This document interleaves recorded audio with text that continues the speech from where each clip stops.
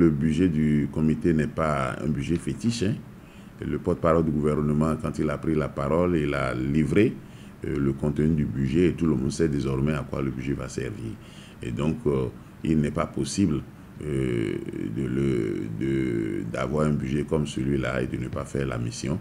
Parce que d'abord, la mission est essentiellement technique. Donc, vous devez comprendre que ce n'est pas des ressources destinées exclusivement aux membres du comité pour leur engagement citoyen, pour ce qu'ils vont faire pour accompagner, mais les ressources sont prioritairement destinées à acheter l'expertise nécessaire pour regarder de près si notre dispositif génère les informations crédibles. Donc, il ne s'agit pas d'aller fouiller une liste, mais il s'agit de regarder un peu l'arsenal technique qui est mis en place pour générer les informations dont nous avons besoin. C'est juste pour voir si cet arsenal-là génère techniquement des informations fiables.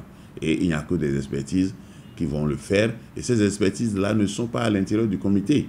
Ces expertises-là vont être sollicitées par le biais d'un appel à candidature. Appel à candidature pour les expertises que nous attendons, ça peut être, disons, et ce que nous voulons de façon concrète, il faut que ce soit des experts internationaux pour ne pas, disons, discréditer la démarche, surtout pour ne pas prêter flanc, disons, à des interprétations qui ne sont pas des interprétations de joie pour ce qui concerne le peuple. Donc pour nous, ces ressources vont exclusivement servir à ce qui va se faire et je crois que l'ensemble du gouvernement l'a compris ainsi et c'est pour cela que cette décision a été prise.